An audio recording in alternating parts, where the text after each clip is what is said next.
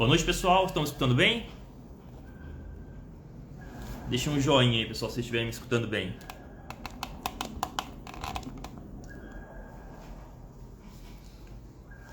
Bem-vindo, José.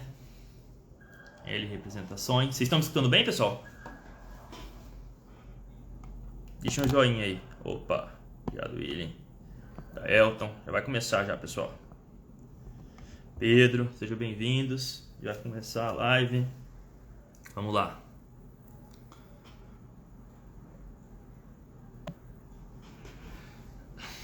Marcelo já está entrando, pessoal.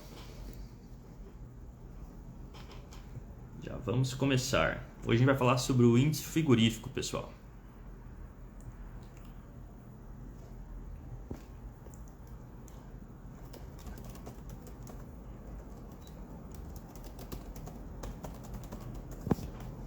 Opa, vamos lá, vamos lá, vamos lá. Acho que ele entrou já.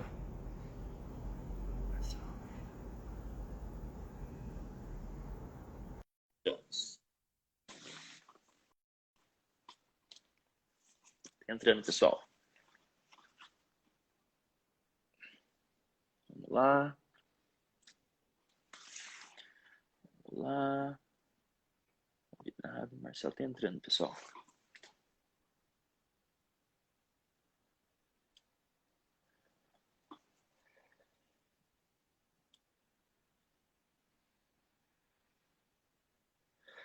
Boa noite, Isa, Henrique. Sejam bem-vindos. Já vamos começar, pessoal. Cuidado. Rogério.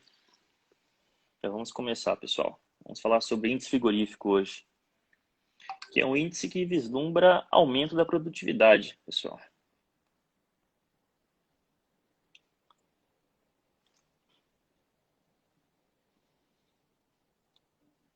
Marcelo Almeida, convidar.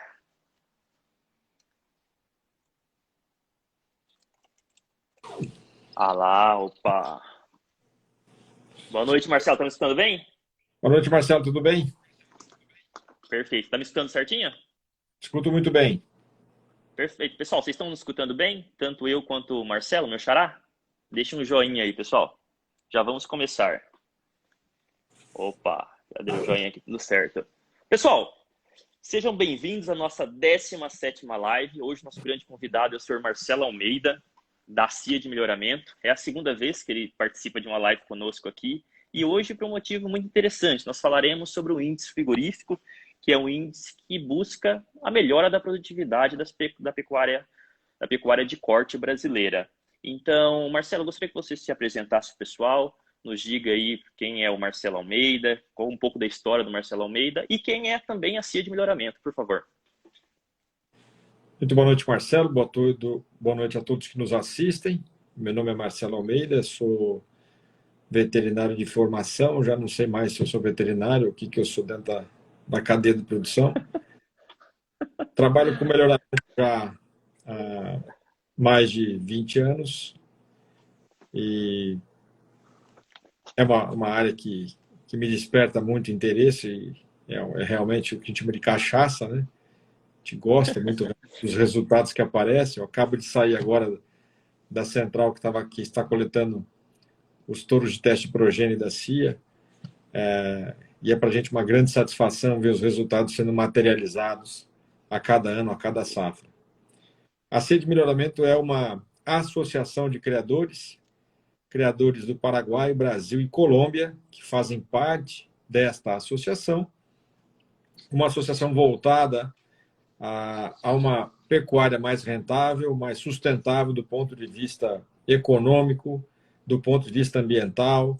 Enfim, a gente busca efetivamente mais resultados a partir da seleção, a partir da genética, como um insumo de produção, acreditando que realmente genética pode mudar os patamares produtivos da fazenda e que pode colocar a fazenda num outro nível de rentabilidade. Então, a gente não deve acreditar que os bons momentos do mercado serão eternos, eles vêm e vão, né? Isso é um movimento de mercado normal, nada é eterno, mas aquilo que a gente faz dentro da fazenda, aquilo que a gente constrói, esse patrimônio que nós chamamos de genética, ele é seu, ele está blindado dessas variações de mercado, ele aumenta a cada ano, e essa é a grande vantagem da pecuária seletiva na raça. Ou seja, o Nelore tem um potencial gigantesco. A gente não conhece o potencial do Nelore ainda, nós estamos apenas engatinhando com relação a delimitar os limites do Nelore, e o melhoramento faz com que o seu rebanho seja melhor a cada ano. Só para a gente ter uma ideia, o rebanho médio da CIA evolui a 0,8 pontos por ano. Ou seja, a cada 5 anos, o rebanho inteiro melhorou 4 pontos. Né? Então, essa é uma evolução muito forte. Isso faz com que a genética seja rapidamente reposta. Né? Então, a gente usa muito touros jovens porque eles têm um potencial genético mais alto que as gerações anteriores. Né? Então, essa velocidade, esse ritmo que o melhoramento impõe é muito desafiador e traz excelentes resultados para o rebanho. Legal, perfeito, Marcelo. Acho que a gente pode até pensar no melhoramento genético como um hedge, né? Eu digo, uma proteção contra as intempéries, contra os ciclos de baixa, né? Porque à medida que você tem um ganho genético nos seus animais, você consegue produzir mais em uma menor área. Produzindo mais na menor área, quer dizer que a sua lucratividade, mesmo que o custo aumente, você continue lucrativo, né? E a maioria dos pecuaristas que não fizerem um melhoramento genético podem sofrer mais, né? E começarem a ter prejuízo com a sua operação num ciclo de baixa, né? Provavelmente. Essa busca pela eficiência, ela marca não só a pecuária ou só a agricultura, ela marca todo o mundo corporativo, ou seja, todas as empresas do mundo trabalham todos os dias buscando ser mais eficientes, justamente porque a gente não controla os custos, né? Os custos externos à empresa. Então, nós temos que controlar muito bem a nossa eficiência interna. E uma das maneiras mais eficientes de nós baixarmos o custo de uma fazenda é produzindo mais, né? Ou seja, com produtividade, com melhor aproveitamento da área, melhor aproveitamento dos animais, sendo mais eficiente em cada operação. A gente tem que ganhar um pouquinho em cada operação que a gente faz, porque quando a gente olha a pecuária, são muitas operações simultâneas, né? Está acontecendo a reprodução, está acontecendo a desmama, está acontecendo a engorda, está acontecendo o embarque, está acontecendo a inseminação de novo. Ou seja, o pecuarista ele é um grande malabarista, né? Ele joga com muitos malabares aí ao mesmo tempo, né? E não pode deixar cair. E em meio a tudo isso, tem a seca, tem o fogo, tem a chuva, tem o mercado. Então, é uma disciplina, né? É uma atividade multidisciplinar. Né? Isso tem que ficar muito claro e a gente tem que reconhecer o excelente trabalho que faz o pecuarista, equilibrando todos esses pratos aí, deixando o negócio em dia. Né? Perfeito. Pessoal, então, o motivo principal da gente estar falando aqui é sobre um novo índice, que é o índice frigorífico, que foi desenvolvido, e nós trouxemos o senhor Marcelo Almeida para ele contar um pouco para a gente sobre esse índice. O que é o índice frigorífico? Nada mais é que um índice que pretende identificar animais com potencial genético para a produção de melhores carcaças, animais com melhores rendimentos de carcaça, melhores qualidades de carne, mantendo o peso adulto das vacas. Então, eu gostaria que o senhor contasse para a gente um pouco, senhor Marcelo Almeida, como começou esse índice, qual foi a história desse índice e por que ele tem um potencial tão grande para a nossa pecuária de corte nacional. Fala um pouco para a gente sobre esse índice aí. Muito bem. Esse índice começou a ser desenvolvido há 10 anos atrás, a partir de um projeto temático da Unesp de Jabuticabal, encabeçado pela professora Lúcia Albuquerque. A professora Lúcia iniciou esse trabalho e, em algum momento, o programa de melhoramento passou a ser colaborador com fenótipos e com toda a genealogia dos animais, todo o banco de dados dos animais, para que a gente pudesse incrementar essa pesquisa. E nós fomos colaboradores por 4 anos dentro desse projeto temático, enviando animais ao abate, tirando a amostra de carne, enviando para o laboratório, enfim.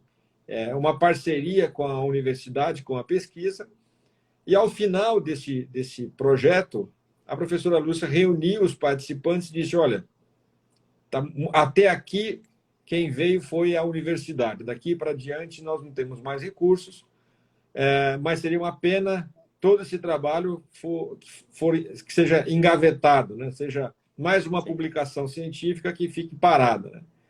E, nesse sentido, a CIA de Melhoramento, de imediato, já disse, olha, eu não sei com relação aos demais participantes, mas nós vamos continuar o projeto. E, rapidamente, a DeltaGen também aderiu e nós formamos um consórcio para continuar as pesquisas e o desenvolvimento dessas informações, desses marcadores. E foram mais 6 anos de trabalho de coleta para alcançarmos um total de 7.000 animais abatidos com amostra de carne coletada. Essas amostras, todos os animais foram genotipados, que a gente, na verdade, busca a genômica para poder aplicar isso em larga escala, a custos mais execuíveis, né? Então, a partir de 7.000 animais, nós começamos a desenvolver uma equação de predição para as características avaliadas dentro desse projeto, que eram área de olho de lombo, cobertura de gordura, maciez de carne, marmoreio de carne, e correlacionamos também com outras características que nós tínhamos do fenótipo, né? Proveniente das fazendas, que era o peso de embarque, o peso de abate. Portanto, calculamos o rendimento de carcaça, aí o rendimento de carcaça passou a ser um novo fenótipo dentro dessa equação. E nós tínhamos outras características, né, como o peso adulto das vacas, enfim. O nosso banco de dados era composto também por outras informações, e nós passamos a fazer estudos e correlações daquilo que acontecia com os animais no frigorífico, com aquilo que acontecia no laboratório, com aquilo que já acontecia na fazenda. Então, nós fomos ligando os pontos e conhecendo a interação entre essas características e até chegar ao desenvolvimento do índice. É importante dizer que, quando a gente começa um projeto de pesquisa, a gente não sabe exatamente aonde isso vai dar.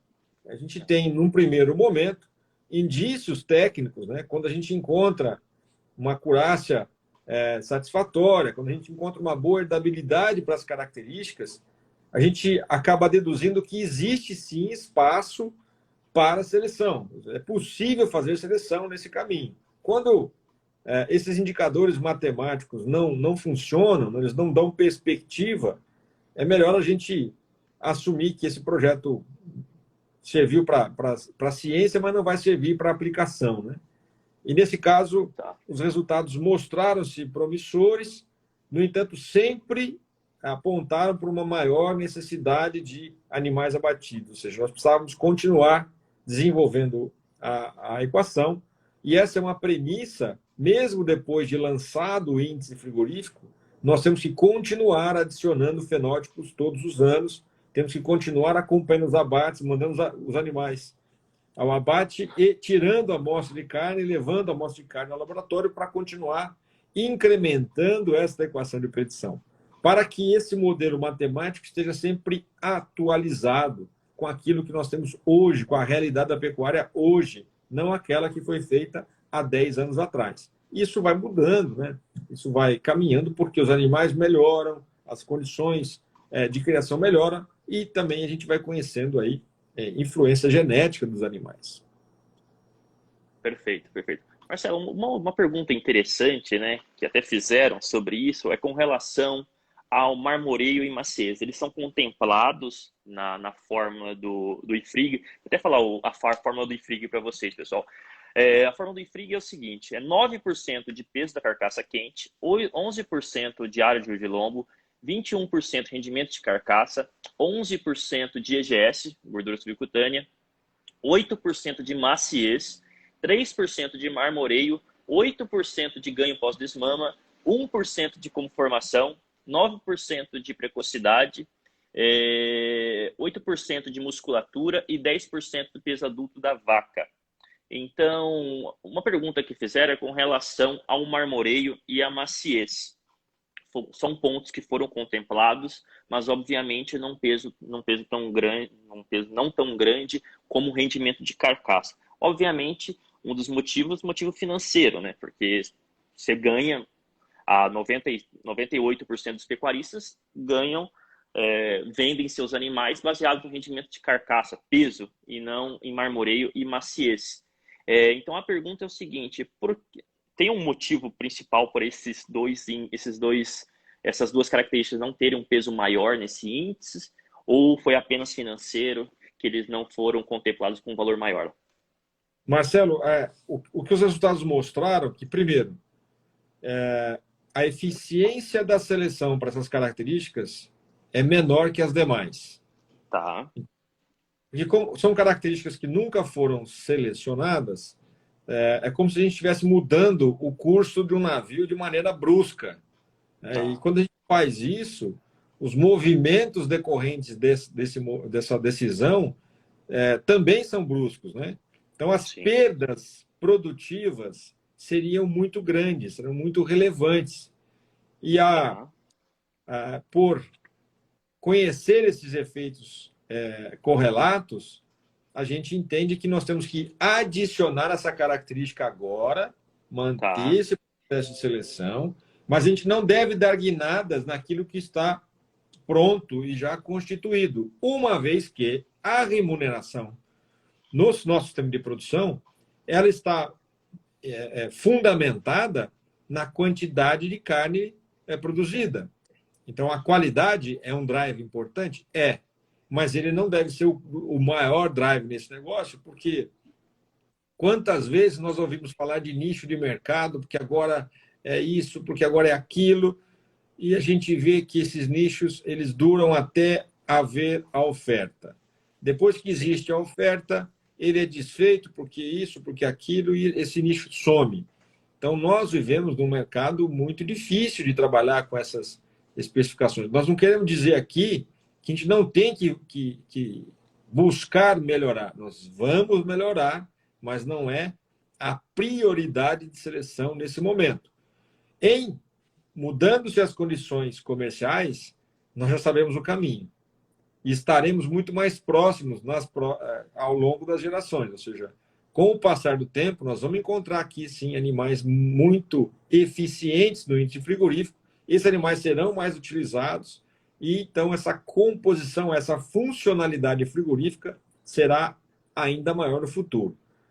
E aí nós tivemos, analisando essas respostas, né, para a gente efetivamente conhecer qual que seria o efeito do índice frigorífico no nosso modelo de seleção. Nós testamos aproximadamente 800 modelos para a ponderação do índice frigorífico.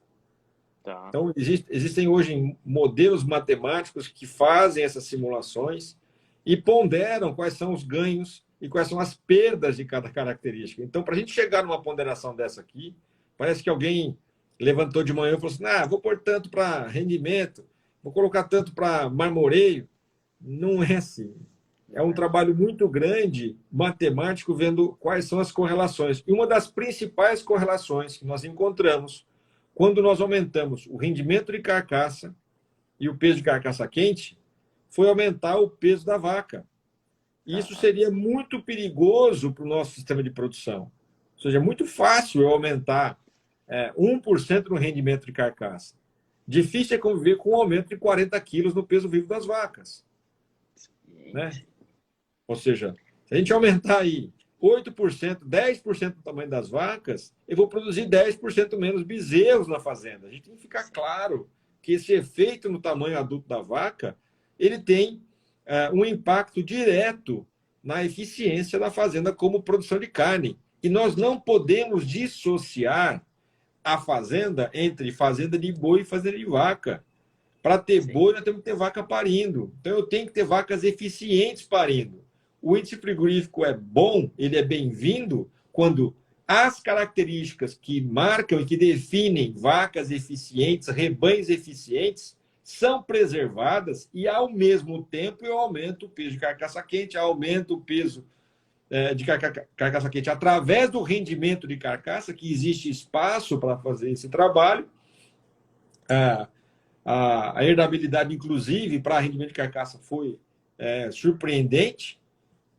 E assim eu consigo manter o tamanho adulto estável, coloco mais dinheiro na operação, torno a operação mais eficiente, mas preservo aquilo que dá certo, aquilo que não está sendo medido neste momento através desse índice, mas que é extremamente importante para a funcionalidade do Nelore. Por exemplo, a gente vai ver no índice frigorífico ali a ponderação para cobertura de gordura. Então, nós vamos ter aqui o EGS com 11% e a precocidade de terminação com 9%. Então, 20% do índice frigorífico é gordura. Sim. Nós sabemos o quanto que é caro produzir gordura e colocar na carcaça. Então, do ponto de vista frigorífico,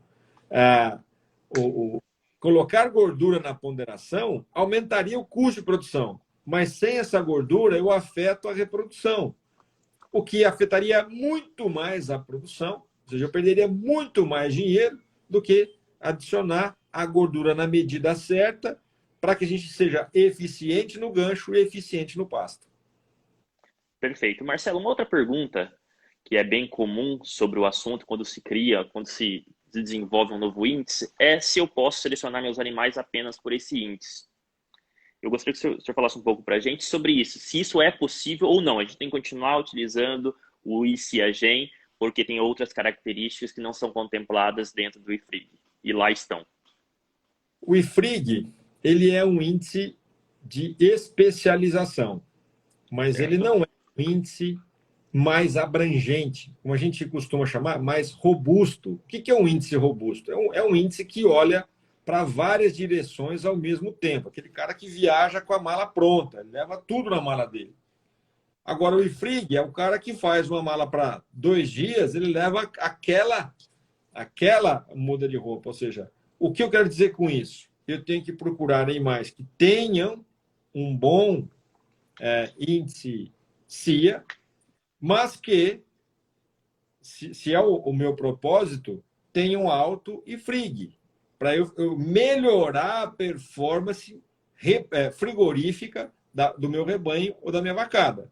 Então, para mim, aos nossos olhos, né, o índice frigorífico é um direcionamento, é uma especialização do seu rebanho, mas ele tem que estar pautado também em outros índices mais robustos e mais holísticos, aquele que olha para todas as direções e leva o pacote completo da seleção.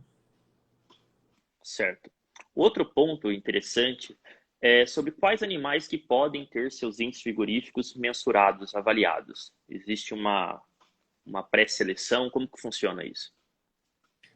Todos os animais que foram genotipados na CIA de melhoramento automaticamente têm o seu índice frigorífico calculado. Porque o que nós fizemos?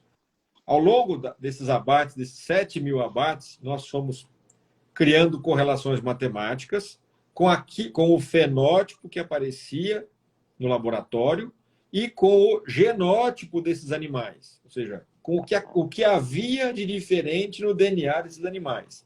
Estabelecidas essas correlações, essa predição matemática possibilita que eu faça o mesmo estudo para todos os outros DNAs que eu conheço. Ou seja, automaticamente, a gente passa a calcular o IFRIG para todos os animais que têm genômica já processada e inserida no banco de dados da CIA. Então, esta é a maneira pela qual esse investimento feito na pesquisa agora atinge a base da produção. Então, por exemplo, nós temos vacas que têm índice FRE calculado, nós temos bezerras ou bezerros que têm o índice FRE calculado. Isso por quê? Porque são animais que já foram genotipados. Então, é possível eu calcular essa característica. Conforme os animais têm mais informações, aumenta-se a acurácia dessa predição. Então, por exemplo, quando eu calculo o IFRIG para um bezerro que só tem informação de desmama, eu tenho uma acurácia nessa predição. Quando ele é calculado para esse mesmo bezerro, depois do sobreano, eu já tenho as DEPs de ganho de peso, de composição de carcaça, eu vou aumentando a confiança nessa prova, eu vou aumentando a qualidade dessa predição, portanto, eu melhoro a acurácia dessa predição, que é a precisão dos cálculos. Perfeito. Marcelo, uma outra dúvida é com relação às características de avaliação indiretas, então com formação, precocidade e musculatura. Elas também são contempladas nesse índice. Então, eu gostaria que você falasse um pouco para a gente da importância, mesmo tendo informações de abate, esse índice continua contemplando características indiretas de carcaça, então com formação, precocidade e musculatura. Então, eu gostaria que você contasse um pouco para a gente da importância de manter essas características dentro do índice para a pecuária nacional, que é uma pecuária pasto e tudo mais. Você já me respondeu a pergunta. É exatamente isso, Marcelo. As correlações mostravam uma interação indesejável, ou seja, o aumento do peso de carcaça, o aumento de peso de carcaça quente, obtido através dessa ponderação, ou seja, buscar mais dinheiro na atividade frigorífica, acabou premiando animais que tinham um perfil muito específico e que fugia do propósito da produção de carne a pasto. Então, foi preciso colocar esse lastro, ou seja, a CPM, para falar, olha, você pode ter índice Frig alto, mas você tem que obedecer essas premissas importantes para que você seja eficiente a pasto. Então, Tá. com isso, o índice traz indivíduos que são especialistas na função frigorífica, mas que são eficientes na produção de carne a pasto, porque toda a base de produção de carne nesse país está baseada na produção a pasto. Nós somos um país tropical. A maior parte da pecuária está estabelecida sobre zonas tropicais. E nós temos que voltar ao nosso processo de seleção, nosso modelo de seleção, de forma a atender essa premissa básica do ambiente. Tá. Um outro ponto interessante é com relação à continuidade da acurácia que a gente tem hoje no IFRIG. Obviamente, você até comentou um pouco antes, né, sobre a necessidade de continuar tendo abates supervisionados nos frigoríficos para continuar aumentando essa base de dados para fazer com que essa acurácia não deteriore com o tempo. Você já possui uma noção de quantos animais vão precisar serem abatidos anualmente para que essa acurácia se mantenha ou até melhore com o tempo? Não, a acurácia vai melhorar, ela vai Tá, melhorar. Nós temos um compromisso de abater 500 animais ao ano. boa, que Então, legal, que legal. novos animais serão adicionados a esse modelo e algumas características, por exemplo, como rendimento de carcaça, nós vamos ingressar com milhares de informações, não com 500, com milhares de informações de rendimento de carcaça no sistema. Então, Que legal. a capacidade de predição da característica rendimento de carcaça vai subir muito. A acurácia com que vai ser feito esse cálculo vai ser muito melhor no futuro. E isso vai dar uma acurácia média maior também ao índice frigorífico.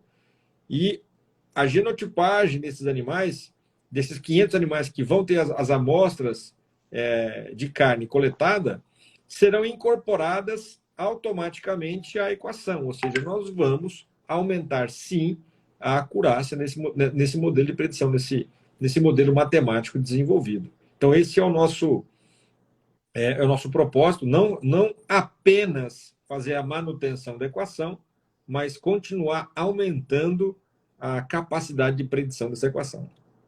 Perfeito. Eu vou ler um pouquinho sobre os dados desse estudo que gerou esse índice. Só para a gente ter uma noção, pessoal, da variabilidade genética que a gente tem dentro da raça Nelore. Então, foram abatidos por volta de 7.000 machos inteiros, todos genotipados, durante 10 anos, como o próprio Sr. Marcelo comentou.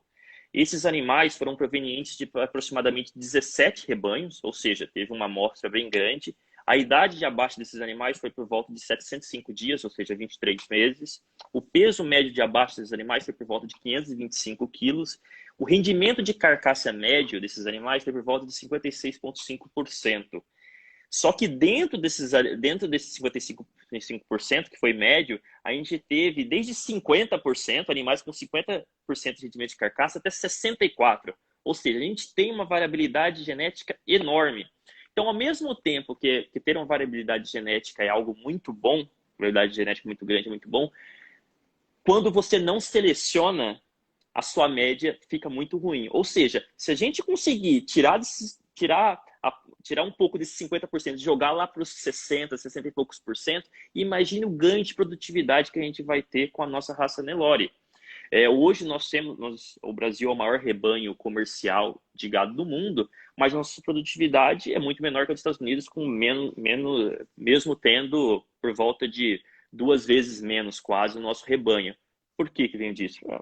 A produtividade dos animais que é muito maior. Então, eu gostaria de ler um pouco sobre o tamanho das amostras que foram selecionadas para o desenvolvimento desse índice, para mostrar que a variabilidade da raça Nelore é muito grande, e quando ela é muito grande, há necessidade cada vez maior de se mensurar esses animais e fazer uma seleção contemplando os melhores animais de cada safra. Quando você faz isso, a sua produtividade, então o Marcelo estava comentando, a produtividade você vai aumentando muito rápido, porque esses animais que são ruins você vai desconsiderando, você vai descartando eles, e o próprio, eu até fiz uma live com o Rafael Zonzini da Água Jacarezinho, ele usou um termo muito interessante. Ele falou: genética é acumulativa no seu rebanho, tanto a genética boa como a genética ruim. Se você seleciona os animais ano a ano, por uma característica que você deseja, para várias características que você deseja, a tendência é que a ano, o seu rebanho vai melhorando.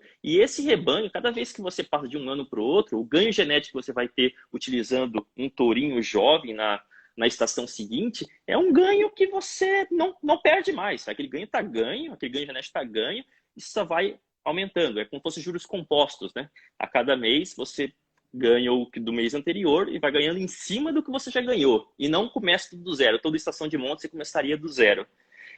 Então, ter esses dados, né, dados, por exemplo, de peso de carcaça quente, mesmo os animais tendo peso de média baixa de 525 quilos, nós temos animais com peso de carcaça quente de 200 a praticamente 400 quilos, ou seja, uma variabilidade enorme dentro de animais que teoricamente eram similares, né? Animais, tem uma média de 525 quilos, são animais que têm praticamente a mesma idade.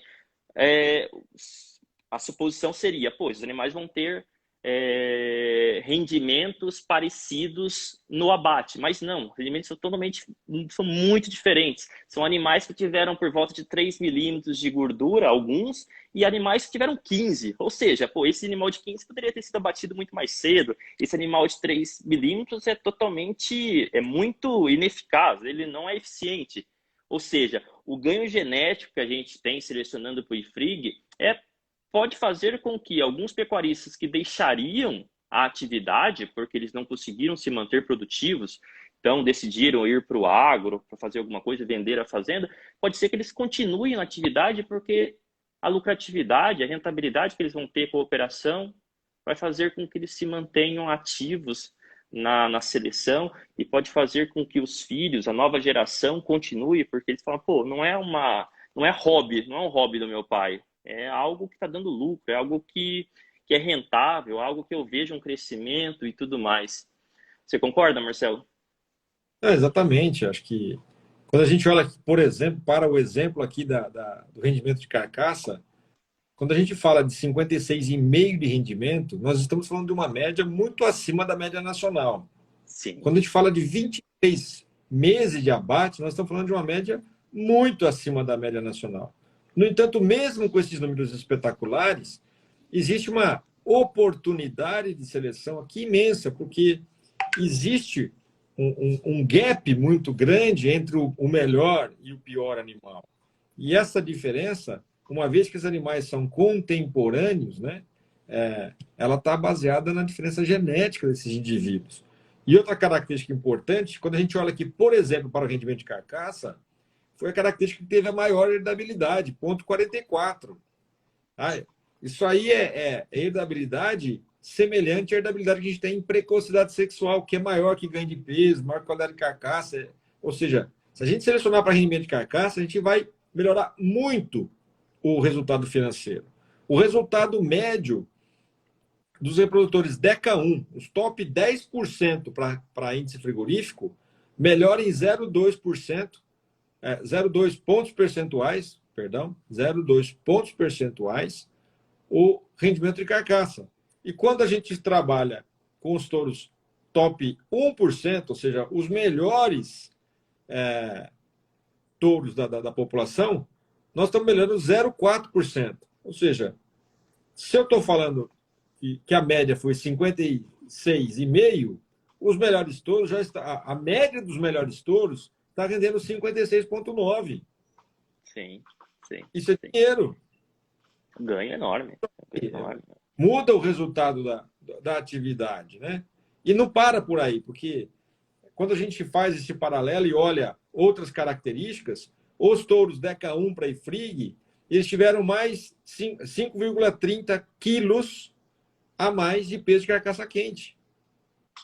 Ou seja, aumentou o faturamento do cliente. Isso efetivamente é dinheiro no bolso. Pessoal, acho que pelo próprio funcionamento do mercado de produção de carne, à medida que nós produzimos uma commodity o interesse, né, dos outros países por essa commodity oscila, porque obviamente depende da economia e tudo mais, nós ficaremos cada vez mais dependentes e cada vez mais susceptíveis à oscilação do dólar, né? E quando a gente tem uma oscilação do dólar, qualquer porcentagem vai influenciar diretamente nos custos de produção. Então, a boa forma de vocês continuarem produtivos, continuarem rentáveis, é diminuir o seu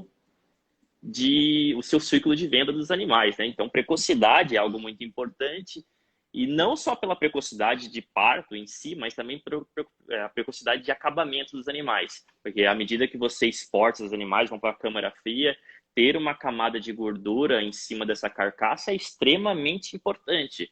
Então, é algo que, obviamente, vai ser cada vez mais considerado e cada vez mais pedido para a gente.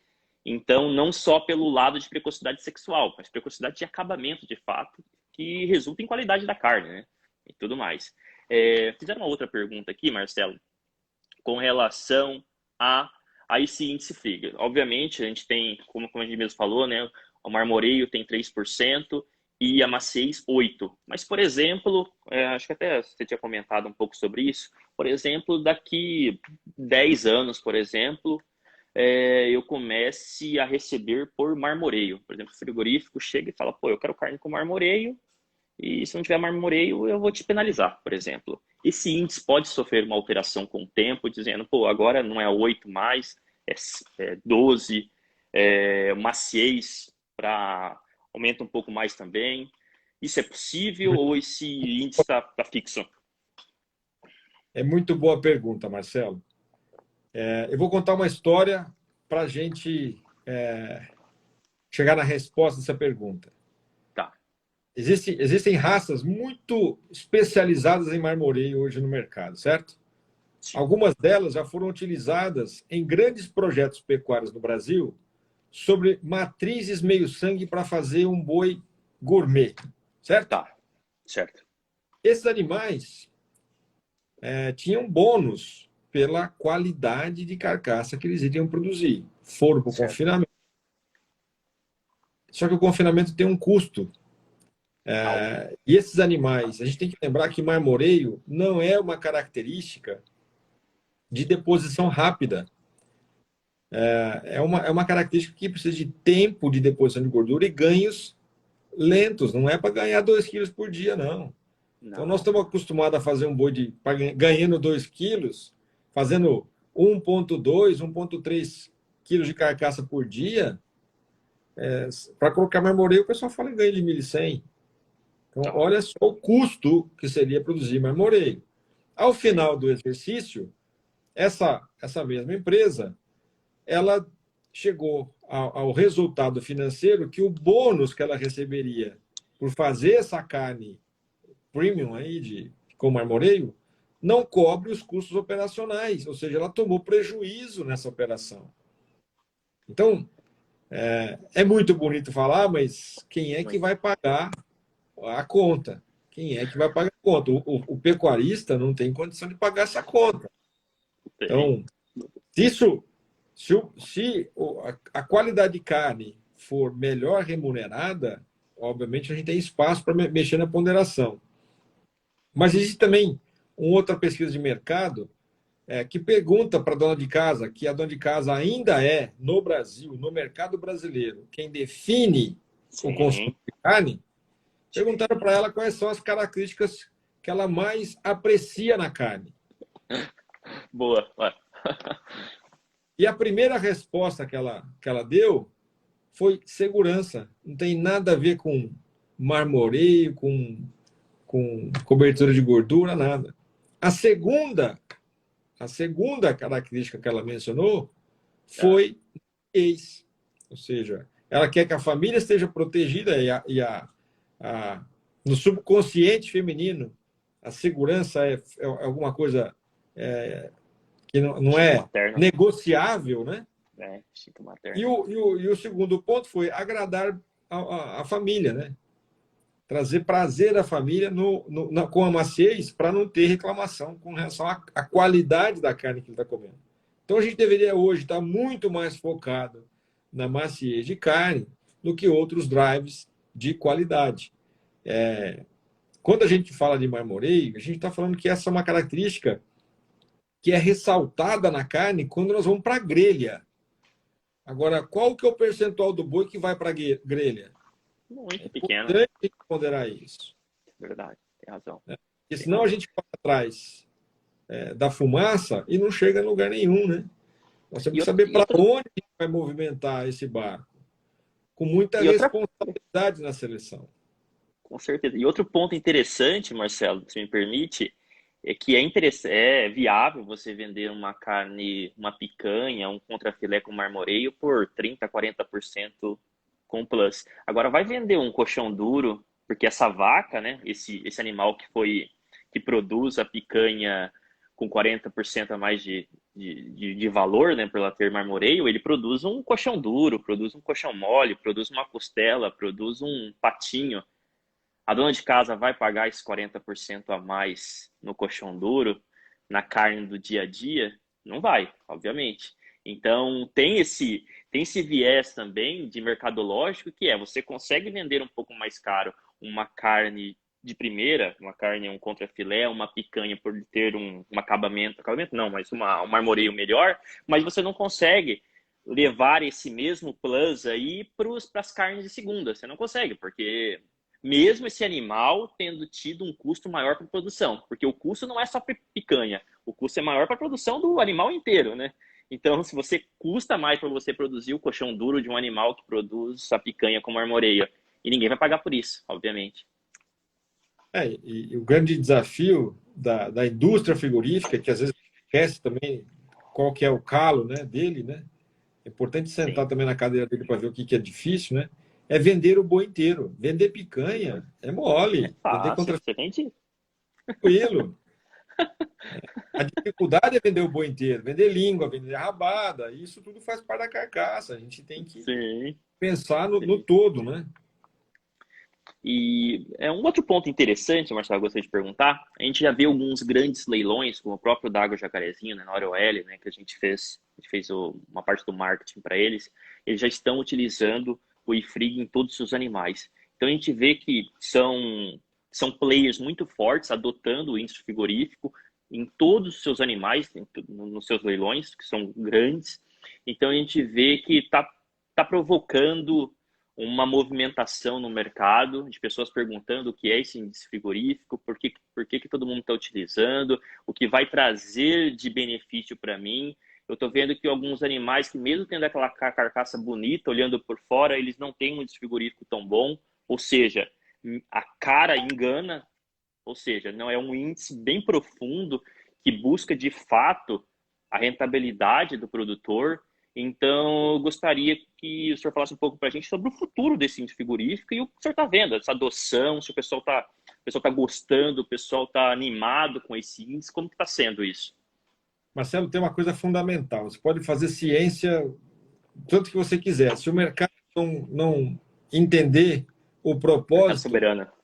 nada valeu a pena, né? E a gente fez uma análise econômica por exemplo, do reflexo do preço desses touros com relação ao índice frigorífico. Nós já consideramos, né, nesse ensaio mais de 1.500 animais comercializados em leilão. Que E legal. existe o que chama de aderência, ou seja, conforme aumenta o índice frigorífico, aumenta o preço pago pelo criador. Que legal. Então, Que legal. em muito pouco tempo, é uma inovação, o mercado já entende os princípios do índice frigorífico e começa a direcionar as suas compras de maneira a encontrar também animais mais eficientes na atividade. Ou seja, a melhor maneira de a gente sair da briga dos 54% de rendimento é usar touros de alto IFRIG. Essa é a tônica, né? Nós temos que realmente mudar essa página e trabalhar com animais que possam entregar um melhor rendimento, porque o rendimento é a grande oportunidade do zebu. Quando a gente olha para raças taurinas, melhorar rendimento de carcaça é muito difícil, porque o perfil de musculatura, de composição de peso, peso de ossatura, de vísceras, é tudo muito diferente. O zebu tem essa grande vantagem, né? Em especial o Nelore, porque em relação às demais, algumas outras raças, que também têm ossatura pesada, vísceras grandes, enfim, características que atrapalham no cálculo do efetivo do rendimento de carcaça. E eu não estou nem falando de uma outra coisa que se chama rendimento de desossa, tá? Que é um outro capítulo que vem por aí mais adiante. A gente já fez algum trabalho com rendimento de desossa e é incrível o resultado que dá. Animais de mais musculatura chegam a produzir 10% mais volume de carne desossada. Quer dizer, é uma fábula, né? A oportunidade que a gente tem de aumentar a produção de carne quando a gente passa a olhar melhor esses indicadores de rendimento de carcaça, rendimento de desossa, que são características que vinham sendo trabalhadas de maneira empírica e agora a gente tem indicadores objetivos para aumentar a velocidade na seleção dessas características. E essa talvez seja a grande contribuição desse projeto de pesquisa que acabou se tornando um índice de seleção e aplicado ao mercado. E quando a gente vê a reação do mercado em preço de reprodutores a partir do IFRIG, a gente tem a constatação que o mercado entendeu a proposta, entendeu a mensagem e já está aplicando. E aí é um ciclo ganha-ganha, né? Porque o produtor compra esse touro de uma seleção, ele consegue ter um lucro maior na propriedade dele. Então, ano que vem, quando ele for comprar touros novamente, ele vai falar, pô, eu tive um lucro muito maior nesse touro que tinha um IFRIG maior, eu vou procurar um touro com IFRIG maior ainda. Então, a cada ano, o produtor começa a ficar mais, vamos dizer assim, exigente, e vai pedindo isso dos selecionadores, né? Então ele vai, pô, eu tô comprando o AJ ou o touro de um qualquer outro selecionador que tem esse frigorífico, por que o seu não tem? Vamos começar todo mundo a ter, porque eu tive um rendimento muito bom e eu vou comprar um touro que tem um índice superior ao que eu comprei ano passado. O seu não foi avaliado para isso. Por que o seu não foi? Pô, e isso impactou na lucratividade da minha fazenda. Eu tinha uma lucratividade de X%, esse ano, utilizar um touro com melhor IFRIG, eu consegui X mais X%. Então, acaba que o próprio comprador de touros começa a exigir disso dos fornecedores de genética, e os fornecedores de genética, por verem esse sistema retroalimentado, o pessoal pedindo cada vez mais, eles conseguem aumentar o custo dos animais dele por terem esse diferencial e cada vez subindo mais. Todo mundo ganha, né? Eu consigo um lucro maior com meus animais, então eu consigo produzir mais animais com essa característica exacerbada. Então é algo que eu vejo aí nos próximos anos com uma melhora muito rápida. Primeiro, acho que a concorrência ela é o grande agente de regulação do mercado. Sim, boa. Nos leva adiante, né? faz com que nós sejamos melhores dia a dia. Então, a concorrência é muito saudável, ambientes protegidos são péssimos, né? Eles estragam as pessoas, né? Telebrás, né? É um exemplo, Telebrás. Telebrás é um exemplo clássico. Tem muitos exemplos no Brasil, né? Não é só esse. Mas a gente tem que pensar que esse raciocínio de eu produzir alguma coisa diferente, eu vou vender por um melhor preço, ele pode não ser verdade, Marcelo. Mas eu tenho certeza que quando eu faço um produto diferente, eu vou vender todo o meu produto. Sim. Ou seja, Sim.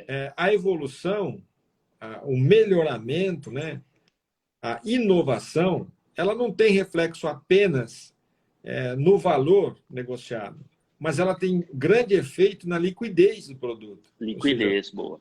Perfeito. Colocar o produto no mercado, porque existe um teto para o investimento. O pecuarista sabe muito bem qual que é o teto, porque é o bolso dele. Então ele vai até dar para ir. E chega um momento que ele fala, daqui para frente eu não vou mais. Mas em vez de eu comprar esse que tem e aquele que não tem, eu vou comprar o que tem. Boa. Né? Boa. Então, isso é que vai colocando quem não inova para fora do mercado. É a falta de liquidez, não é o preço. Boa, perfeito. Bom ponto de vista. Eu não tinha pensado nisso. Realmente, é muito interessante. Porque às vezes é a diferença. Por exemplo, celulares mesmo. Você precisa de uma característica X no telefone, mesmo sendo o mesmo preço, você precisa daquela característica X, você vai comprar aquele telefone que tem. Então, às vezes, até na sua seleção, até na sua procura, você vai procurar touros, leilões para comprar touros. Eu vou procurar os leilões que tenham esse índice, por exemplo. Então, os que não tem, às vezes você nem olha. Às vezes você não olha. Então, o que eu achei interessante é ver essa adoção tão forte já nos leilões esse ano. Então, foi algo assim que me chamou a atenção. E eu acho, pelo próprio informação que você nos deu aí, né, desses animais terem tido um plus em valor aí, eu acho que vai ser algo que o pessoal já está vendo desde o início a importância disso. E imaginem quando verem isso no próprio bolso, né? Na produção dos seus bezerros abatidos e tudo mais, que isso vai demorar 2, às vezes até 3 anos, né? Então, acredito que nos próximos anos a gente vai ver uma revolução grande no mercado. E até tem um ponto interessante, né? Que até você comentou, né? Quando em terra não tem competição, todo mundo fica tranquilo, adaptado, não quer fugir da sua zona de conforto e tudo mais. E às vezes são os loucos, né, que trazem grandes avanços para a sociedade, né? E não só na pecuária, em todos, né?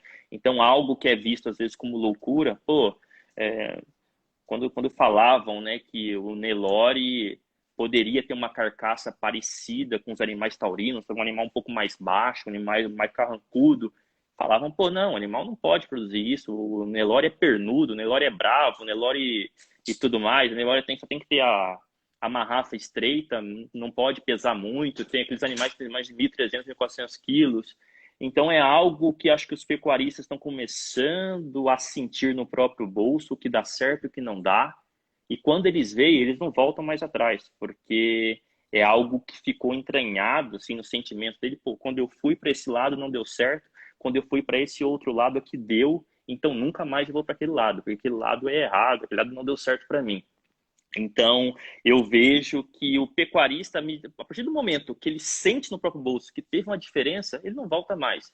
E tendo um índice desse para fazer com que a atividade desse pecuarista seja mais rentável e ele sinta que ele poderia ter saído dessa atividade se não fosse esse ganho de produtividade que ele teve, vai pelo próprio boca a boca, isso vai saindo e vira uma revolução, né? Então, eu acho que terem criado um índice assim, né, um índice com características que impactam diretamente no bolso do produtor, foi uma sacada enorme de vocês e todos nós agradecemos, porque é algo assim que pode revolucionar a pecuária.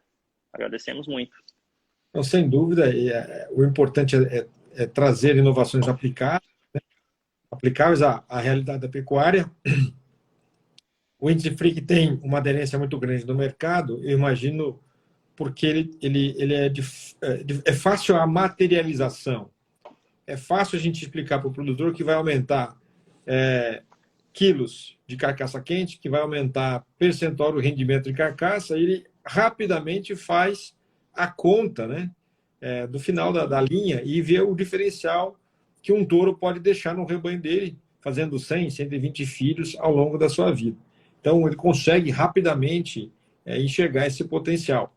Outros índices, não menos importantes, são mais complexos, né? Porque ele está contemplando lá a idade do primeiro parto, a reconcepção da vaca, o peso do bezerro dessa vaca, o peso da vaca adulta, enfim, por exemplo, o R-MAT, o retorno maternal. É um índice extremamente robusto, extremamente aplicado à pecuária nacional, mas que tem uma maior dificuldade de compreensão. Ele é mais complexo. Que já o índice frigorífico, ele tem uma aplicação direta. O público enxerga rapidamente a aplicação e o uso dele e já começa a fazer conta de quanto que ele pode ganhar de dinheiro. Então, essa é uma das razões pela qual a gente vê esse start, né, rápido, né, a valorização imediata do índice frigorífico. Só a título também de curiosidade, Marcelo, nós fizemos o estudo para esses 1.500 touros para 4 principais índices, né? E, curiosamente, o índice que tem a maior aceleração, ou seja, aquele que tem a maior relação de preço por valor genético, é o IPP, é a precocidade sexual. Então, olha só como é que o mercado entendeu esse drive, entendeu o impacto econômico da fêmea precoce na sua atividade e rapidamente passa a utilizá-lo, né? Então, isso serve para a gente, como parâmetro também, de quanto que o mercado está entendendo a mensagem do melhoramento genético e quanto que ele paga por isso, né? E quando a gente fala quanto que ele paga, volto a enfatizar. Não é que ele pague mais, ele reconhece o valor. E pode ser simplesmente a opção dele ter comprado esse e não ter comprado aquele, ou seja, a liquidez do produto. Liquidez. E outro ponto interessante, né, que vamos dizer assim, única característica que você não tem controle de forma alguma é tempo. Então, por isso, idade ao primeiro parto, né, precocidade, é o que deve ser sempre buscado, porque é algo que você não tem controle nenhum, né? Independente se você fazer um hedge dos seus grãos e tudo mais, a precocidade dos seus animais é algo predominante na sua atividade, porque vai fazer que esses seus animais não só emprenhem mais cedo, não só desenvolvam sexualmente mais cedo, mas também tenham um acabamento mais rápido e possam ser abatidos mais rapidamente. Isso é impacto no bolso direto, né? Impacto no bolso. Pô, você deveria... A nossa média de abate é acima dos 3 anos, quase 4 anos, meu. Então, quando você tem uma idade de abate tão alta assim, esses animais, como eles são produzidos a campo, um animal que anda por 4 anos, 5 anos para ser abatido, obviamente ele vai ter uma carne muito mais dura do que um animal que andou 2 anos e meio. Então, isso tem um impacto diretamente naquele quesito que você estava comentando, sobre a maciez da carne que a dona de casa procura para a sua família. Então, às vezes, ter uma carne um pouco macia é a diferença da carne estar boa ou não, né? Então, ter um animal que andou menos na sua vida, foi abatido mais cedo, impacta diretamente, inclusive, na maciez da sua carne, porque o animal não desenvolveu aqueles músculos tão enrijecidos por ter ficado muito tempo andando, certo? Existem mais elementos, né, que explicam aí a maciez de carne. Existe também a determinação genética aí é muito importante, tá? A idade mostrou-se até favoravelmente associada à maciez, por incrível que pareça. Ah, é? É. Pô, eu não tinha essa... Foi pego de surpresa. Que legal. Que bom, mano. Então, a ciência traz coisas impressionantes, né? Então, infelizmente, essa lógica não se materializou na pesquisa, os dados não mostraram essa correlação, até houve uma, uma associação aí entre idade e maciez de carne, né? Mas isso Interessante. está longe de explicar a eficiência, né? O que, o que mais aumenta o custo de produção numa fazenda é o giro, né? O giro baixo faz com que tudo fique muito caro e muito lento, né? Então, quando a gente coloca a velocidade como um insumo do nosso negócio, muda tudo. A gente emprenhar uma novilha aos 18 ou aos 14 meses, aumenta drasticamente a produção de bezerros na fazenda. Nós temos fazendas hoje que aumentaram em 30% a produção de bezerros a partir da precocidade sexual. Qual que é a técnica, qual que é a característica de seleção que pode aumentar 30% do seu resultado? Verdade. Sabe? É mudar da água para o vinho, é sair do vermelho e fazer lucro efetivamente com a atividade. Então, a genética reserva para a gente essas oportunidades e à medida que a gente vai conhecendo mais profundamente, vai explorando mais profundamente o zebuíno, em especial o Nelore, a gente vai descobrindo oportunidades de negócio incrível, né?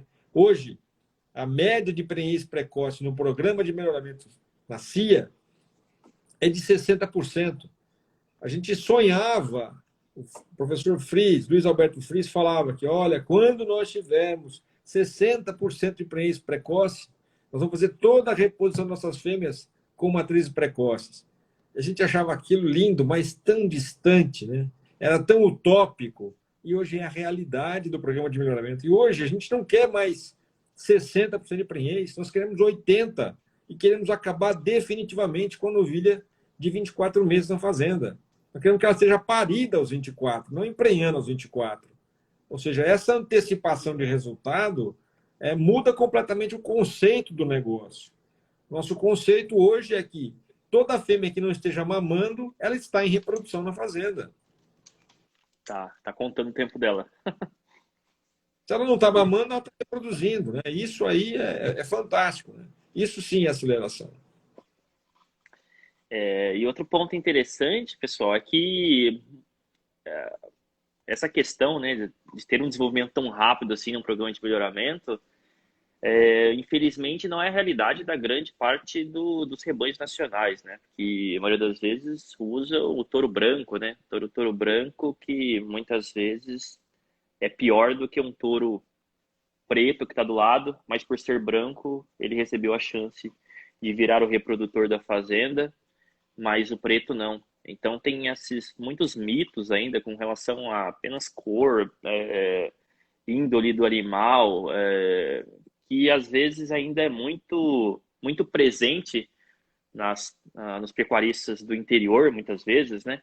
Que simplesmente por desconhecimento acabam selecionando animais simplesmente pela cor, né? Então é muito difícil, mas é uma realidade que está mudando, né? Com acesso à informação, acho que até lives como essas servem justamente para isso, né? Cada vez mais gente vendo esses resultados positivos e também negativos, né? Que tem em algumas seleções e vão vendo o que deu certo, porque tem duas formas de você aprender algo, né? Errando, você erra, aí você, pô, não posso mais errar, vou começar a acertar, ou vendo o erro dos outros, né? Ou vendo o acerto dos outros. Então, quando você vê alguém acertando ou errando, você fala, pô, eu não posso fazer igual, ou eu tenho que fazer igual para fazer minha propriedade dar certo ou não. Então, eu acho que lives como essas servem para mostrar, né, os resultados que esse índice está promovendo. Um resultado clássico foi a questão da liquidez mesmo dos animais, preço. Então, é algo que já é visível, né? Mesmo o índice tão novo, por ser tão importante, os resultados são rápidos, né? Claros, rápidos e provavelmente o resultado de fato, claro, vamos ver nos desmames, nos sobreanos dos filhos desses touros, mas quando forem vistos, já teve um ganho genético de 2, 3 gerações, né? Então é algo que facilita bastante o trabalho do pecuaristas, porque ele pode ver o resultado dos outros, utilizar na sua fazenda, utilizar um touro jovem que foi genotipado. Então, acho que facilita bastante o trabalho do pecuarista agora que tem acesso à informação. Hoje, a internet está bem mais simples do que, por exemplo, quando nós tínhamos propriedade, que nos sítios não pegava internet. Hoje a gente consegue assistir lives, assistir conteúdos. A própria live que o pessoal explicou, o índice frigorífico, está disponível no YouTube. Então é algo que facilita bastante e eu acho que o ganho que a gente vai ter como pecuária nacional é muito grande nos próximos anos aí. Acho que vai ser legal passar por esse processo. E nessa linha, Marcelo, só para a gente ter o que está acontecendo dentro da CIA de melhoramento, nesse ano os acasalamentos, as pessoas estão muito mais preocupadas quando a gente simula o acasalamento dos touros com cada matriz, a gente apresenta 4 diferentes índices para ele olhar cada matriz e definir se aquele touro é realmente a melhor opção para o gado dele. Então, ele está simultaneamente vendo qual que foi o resultado do índice CIA genômico, qual que é o IPP, qual que é o RMAT, qual que é o IFRIG daquele acasalamento. Então, a gente vê hoje já algumas restrições. Não, esse touro não subiu o IFRIG, eu não quero usar esse touro. O que é bom, né? Ou seja, Sim. o produtor já está olhando o conjunto da obra, né? Querendo fazer um animal cada Sim. vez mais completo. Então, nós teremos resultados ainda melhores no futuro. E eu acho que outro ponto, né, que precisa ser mais explorado, né, pelos programas de melhoramento com o cliente final, de fato, é fazer com que o entendimento das DEPs, todas as DEPs, sejam de fato entendidas, né, pelo cliente final. Eu sei que às vezes é complexo, né, são índices que às vezes são um pouco mais rebuscados, como o retorno maternal, mas eu vejo que o pecuarista padrão, ele tem uma dificuldade muito grande no entendimento das DEPs. E às vezes quando ele não entende, ele não consegue ver a diferença, né? Ele não consegue ver o ganho. Pô, se eu entendo o que é um índice frigorífico, se eu entendo o que é um retorno maternal, quando eu olho aquilo na minha frente, não é um número, né? É dinheiro. Lá é retorno financeiro que eu vou ter, é a diferença entre eu continuar na atividade ou não. Então, acho que esse entendimento é muito necessário, cada vez mais, né? E, Marcelo, isso, né, toda classe técnica tem que fazer o meia-culpa disso. Nós temos uma dificuldade muito grande na comunicação, em ser claros, né, em explicar aquilo que nós estamos fazendo ao mercado de maneira didática, que a gente possa levar realmente esse conceito ao produtor. Então, nós temos muita culpa nisso e sermos muito ineficientes nessa comunicação. Mas, por outro lado, a gente observa que o mercado ele entendeu a importância da genética, ou Sim, seja, é crescente o uso dos touros provados, é sim, crescente o uso da informação dos sumários. sim, As pessoas hoje esperam o resultado do sumário para definir a sua compra, para não comprar sim, um touro que não verdade. que não traga o resultado para ele. Então a gente percebe uma mudança muito grande. Legal. Isso traz muita alegria para a gente, porque a pecuária está mudando em Sim, virtude da informação. Quando a gente olhava para quando a gente olha para a pecuária do passado e prestava atenção no que acontecia, nós esperávamos um campeão nacional para começar as definições de venda de sêmen no Brasil. E ninguém hoje sabe quem é. sim, verdade. Tem razão, tem razão. Ou seja, isso é uma mudança diametral, né? Ou seja, é a água para o vinho, realmente. Agora, tem muito a ser feito? Tem muito a ser feito. Tem muito a ser esclarecido? Tem muito a ser esclarecido. Existem muitos touros desqualificados no mercado? Existem. E eles vão sair fora da atividade. Ou o pecuarista vai sair. É uma questão de tempo. Ou sai o touro, ou sai o pecuarista. Né? Quem usa, né? É, é É, difícil. verdade. Tem uma frase célebre do Don Brown, que é o presidente Ah, da BIF nos Estados Unidos. Ele fala que você não precisa mudar, mas você vai ter que competir com quem mudou. Ou seja, verdade, verdade. a decisão é sua, mas aquele que muda primeiro está na tua frente. Então, cuidado, né? Porque o mercado é competitivo.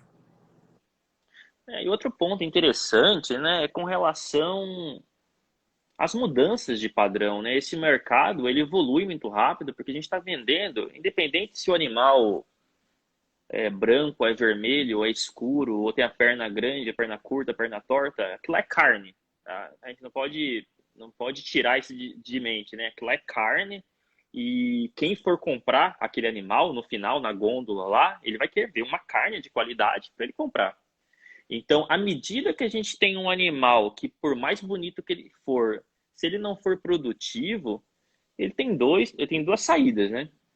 Ou você vai continuar com um hobby para a vida toda, então vai ser um animal, por exemplo, não sei, um galo que você tem lá, você não quer matar ele porque é um animal muito bonito, você gosta, ou você vai ter que utilizar animais que são mais produtivos, porque ninguém vai pagar um preço especial para aquele animal, porque ele tem a pata bonita, porque ele tem um chanfro bonito, porque ele tem um rosto bonito.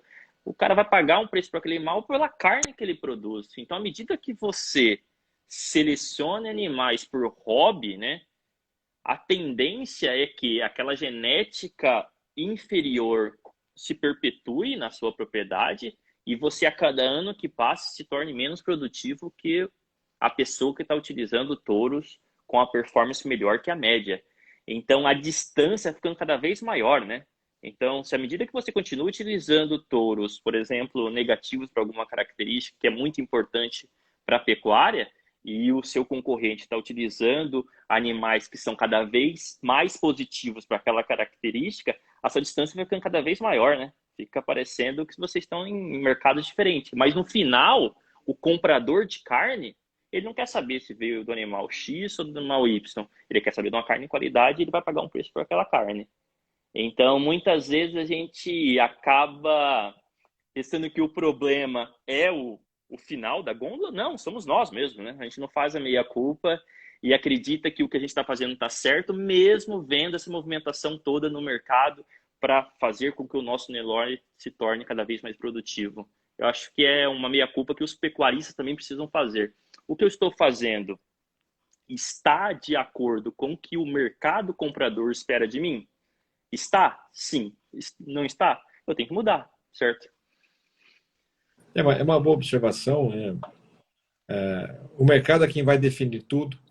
Tem Sim. uma frase célebre do Getúlio Vargas, né? Que uma vez ele foi convidado a uma abertura de exposição e ele estava marcando um touro e alguém perguntou para ele: presidente, quanto é que vale o touro? Ele falou: vale quanto pesa.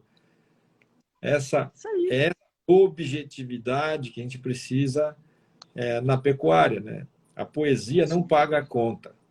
Nós Não temos que ser paga. mais produtivos, nós temos que ser mais do negócio pecuário e menos da fazenda, né?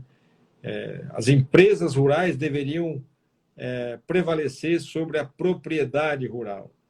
Isso, boa. Muito importante, né? Isso passa pelo profissionalismo, pela análise de custo, pela gestão do negócio e pela gestão da genética. A genética faz parte do negócio da fazenda. A especialização dos seus animais, ela é exatamente igual à especialização do aparelho celular que você utiliza ou da especialização do veículo que você utiliza, porque a tecnologia é embarcada, meu amigo. Então, Sim. quanto melhor for o seu touro, melhor será seu resultado. E o mais interessante desse mercado de genética, a gente tem clientes de todos os tamanhos, formas e cores, né? Mas uma característica marcante do produtor que começa a usar a genética superior, os reprodutores SAPE, eles começam a comprar um touro de 7 pontos para ver como é que é, depois ele passa para um de 10, e logo ele quer o de 18. E são os primeiros reprodutores a serem comercializados.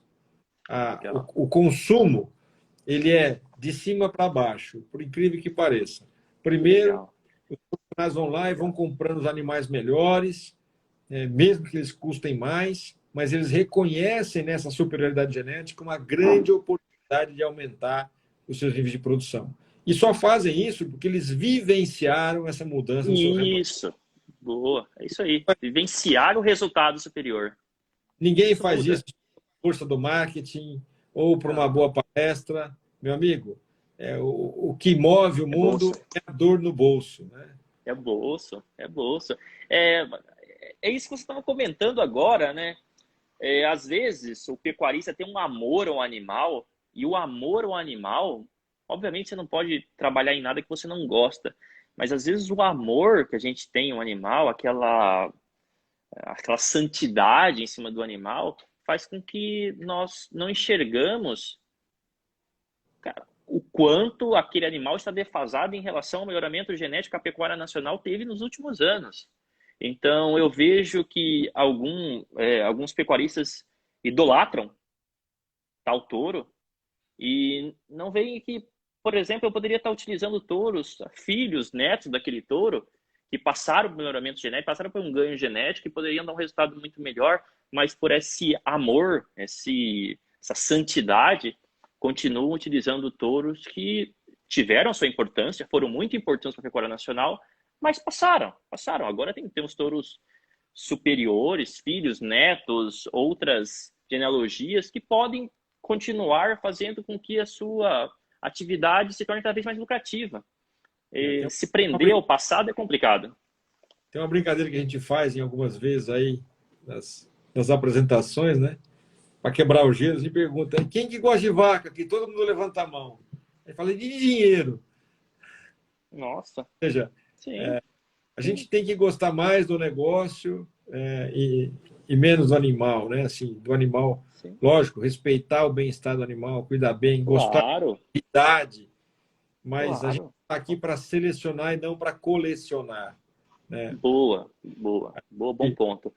quando a gente coloca essa pressão de seleção sobre os animais, eles respondem e eles Muito serão rapidamente. cara do seu selecionador. Então, se o seu Boa. rebanho não tem cara, é porque você não deu cara a ele. Você não deu um É, perfil a ele. Quando você sim. impõe características de seleção ou de produtividade, o rebanho sozinho vai assumindo o seu perfil. Ou seja, ele vai aparecer com você, que aperta a mão e coloca o que não serve para fora, e só segura a coisa boa. Então, o seu rebanho é a sua fotografia, infelizmente. E outro ponto interessante, Marcelo, até aproveitando esse gancho, né? Por exemplo, a minha experiência maior é no gado de leite. E no gado de leite, o produtor, o pecuarista de leite, ele não tem dó do descarte, sabe? O animal produziu menos que a média, ele corta, acabou, traz outro de fora. Não tem esse amor ao animal, esse amor, vamos dizer assim, cego ao animal. Ele quer que o animal produza, ele cuida muito bem do seu animal, porque se ele não cuidar bem do seu animal, o seu animal não dá leite, independente se ele for bom ou ruim, mas ele tem uma pressão de seleção muito mais forte. Então, se aquele animal não produziu o que ele esperava, rapidamente ele descarta, ele seleciona animais melhores na próxima e acabou. E às vezes na pecuária de corte, como o resultado às vezes demora muito mais, porque você só vai ver o resultado do bezerro daquela vaca quando ele desmamar, né? Se você comparar os pesos no seu grupo contemporâneo, às vezes os pecuaristas demoram um pouco, pega um A pouco mais de diferença, amor a esse animal. a diferença, Sim. Marcelo, é que Ah, a produção de leite ele mede todo dia. Do todo pequeno dia. ao grande, ele mede todo dia a produção. A diferença Sim. é que ele sabe quanto está custando todos os dias. Quem mais e melhor faz controle de custo é o produtor de leite. Então, Sim. dói no bolso dele, ele tira todo dia do bolso para colocar na boca da vaca. Ele Verdade. não faz questão de colocar na boca da vaca boa, mas ele tem um ódio de colocar na boca da vaca ruim. Verdade. Então, ele Olha, conhece muito de perto o negócio dele. E na pecuária de corte, infelizmente, esses controles são bastante. muito à distância ou muito espaçados. Muitas vezes a gente encontra rebanhos que as vacas não são identificadas. Quer dizer, naquela população está escondida ali Tá. a ineficiente, aquela que Sim. nunca pariu, ela está escondida ali. Dificilmente Tá. a pessoa vai encontrá-la, né? Ou vai encontrá-la depois de muito tempo, depois que ela já comeu todo o lucro que ela poderia ter dado, né? Sim, Então, sim. são essas as diferenças nas atividades.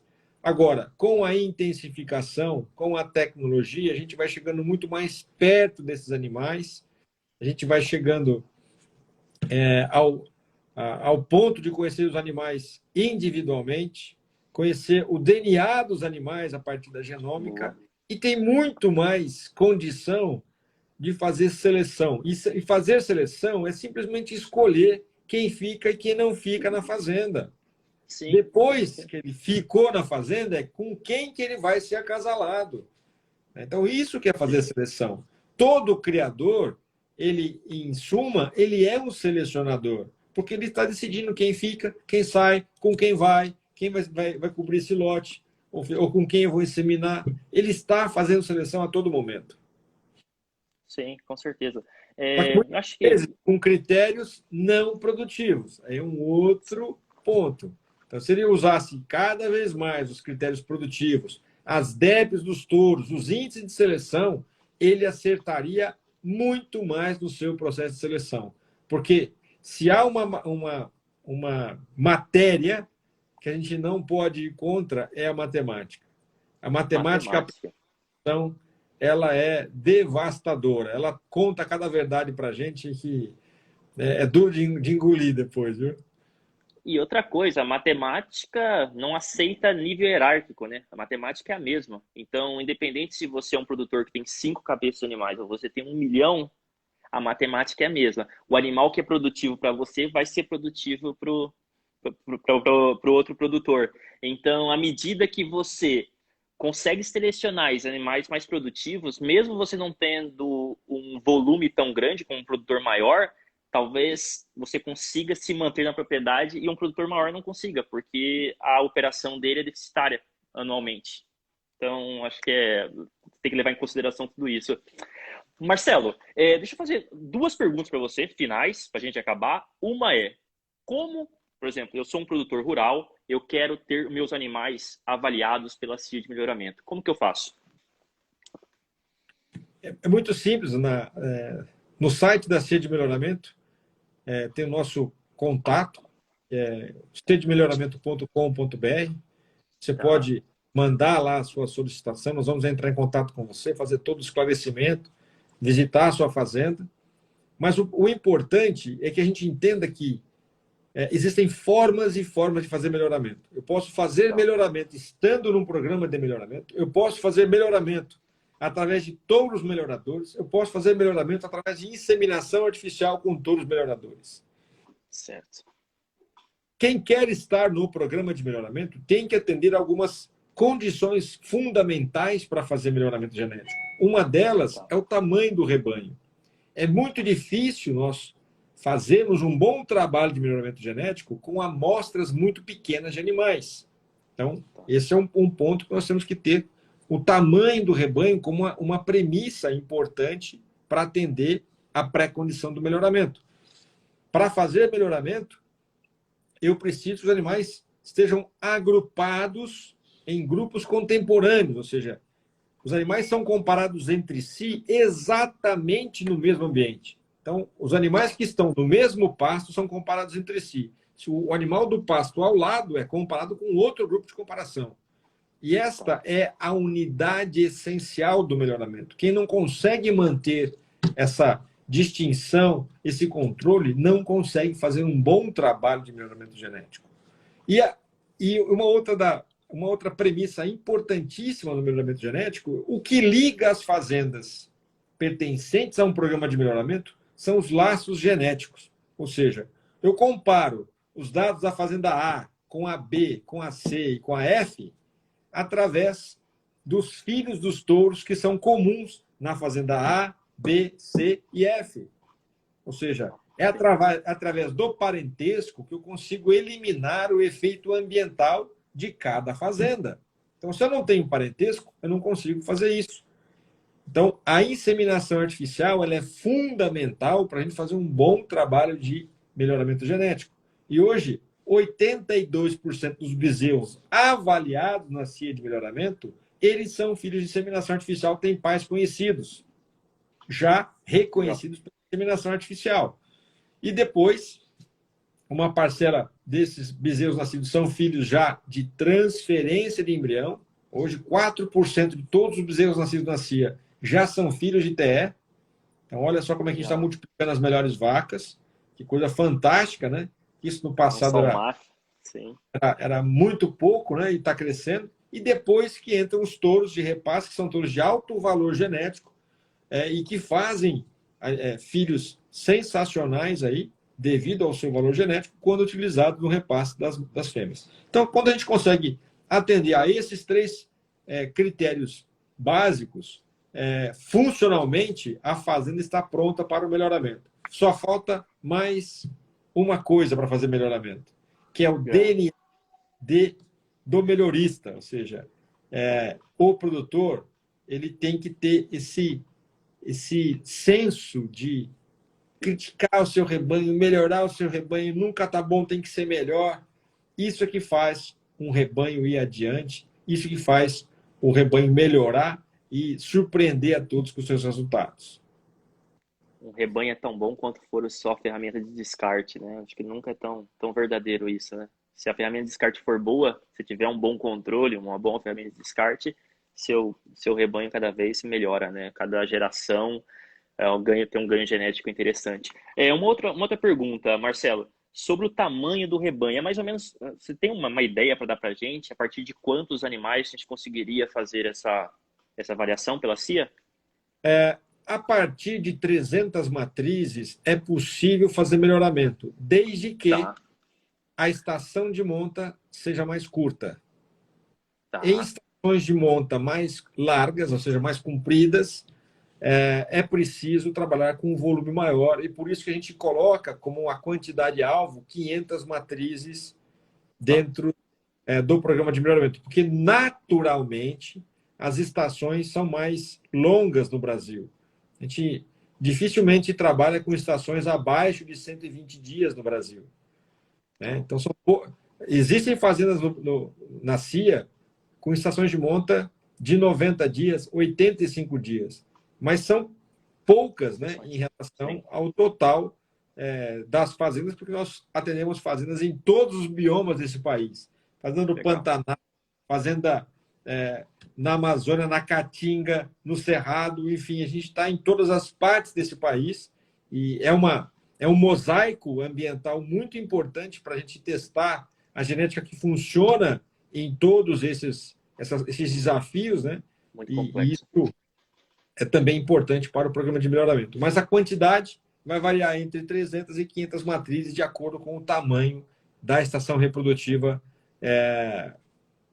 da fazenda. O importante é que cada núcleo de avaliação tenha no mínimo 30 animais sendo avaliados ao mesmo tempo. Ou seja, eu tenho que ter um grupo contemporâneo com 30 machos, 30 fêmeas, para garantir um bom trabalho na avaliação genética, principalmente porque nós utilizamos scores visuais para classificar esses animais, e a distribuição dos scores tem que obedecer a uma distribuição normal. É aquilo, né, pessoal? Hoje as empresas mais valiosas do mundo são empresas de dados, né? Então, dados são cada vez mais importantes, e inclusive para o programa de melhoramento. Sem dados, sem controle desses dados, o programa de melhoramento não funciona, né? Você não tem confiança nesses dados. A partir do momento que você não confia nos dados que você está vendo, acaba todo sentido, né? Não tem nem como a gente falar em confiança nos dados. E por isso é tão importante ter os grupos de contemporâneo bem definidos, não ter problemas de gado entrando e saindo do pasto. Eu não sei se o meu bezerro recebeu o creep feeding e não recebeu, eu não sei se aquela vaca ficou em qual pastagem. Tem que ter um controle, tem que ter identificação. Se você não tiver identificação, não faz sentido nenhum você controlar. Você não sabe qual controle de quais animais participaram da estação de monta, quais não, se você utilizou o touro de repasse X ou não. Existe uma necessidade de um controle mais Então, específico, né? a qualidade de informação ela suplanta o volume. Ou Sim. seja, muita informação errada não serve para nada, né? Nada. Então, é muito importante que tenha qualidade de informação, porque as decisões serão tomadas com base nessas informações. Então, se eu não tenho uma boa informação acerca do valor genético da vaca, eu vou acasalá-la de maneira equivocada. Eu vou avaliar o filho dela de maneira equivocada. E aí eu vou remontando erros ao longo das gerações e o final vai ser desastroso. Então, nós temos um cuidado muito grande com essa qualidade de informação na CIA de melhoramento. Nós temos uma equipe técnica que faz todas as avaliações fenotípicas a campo, ou seja, na desmama, no sobreano, na marcação dos touros. É uma equipe terceirizada que faz esse trabalho, mas a gente acha que é importantíssimo para que a gente tenha qualidade de informação. E hoje, na era da genômica, nós temos que lembrar que esses fenótipos que são coletados na fazenda é que treinam a equação matemática para encontrar no genoma a explicação para aqueles diferenciais. Então, se eu trabalho com informações ruins, como é que será essa equação de predição? Ou seja, a genômica nunca vai funcionar. Então, é muito importante nós termos informação de qualidade. Perfeito. A última pergunta que eu faço para todo mundo que vem aqui para as nossas conversas é: qual é o visual, o que você espera do Nelore do futuro? O que vai ser o Nelore do futuro? Quais características esse Nelore vai ter que ele não tem hoje, que vão ser meio que padronizadas? Qual vai ser o estilo do animal produtor de carne do futuro, na sua opinião? Você tem muita experiência, gostaria de ouvir sua opinião. Nós acreditamos na carcaça universal, ou seja, com a especialização, as raças serão muito semelhantes entre si, com pouquíssimas fenotípicas. O Nelore já mostra claramente que ele evoluiu nesse sentido. Nós temos carcaças sensacionais no Nelore hoje. O Nelore é imbatível em todo o segmento tropical no mundo inteiro. E quando a gente olha isso, existe uma faixa de terra importantíssima no mundo a ser explorada com pecuária, não só na América do Sul, mas na África e algumas partes da Ásia. E essa condição tropical, o zebu é imbatível. A quantidade de animais nessa população, especialmente a Nelore, ela dá para a gente uma segurança muito grande, tem uma variabilidade genética enorme, tem um potencial de seleção enorme e ela responde fenomenalmente ao processo de seleção. A precocidade sexual será, sem dúvida nenhuma, a rotina da produção.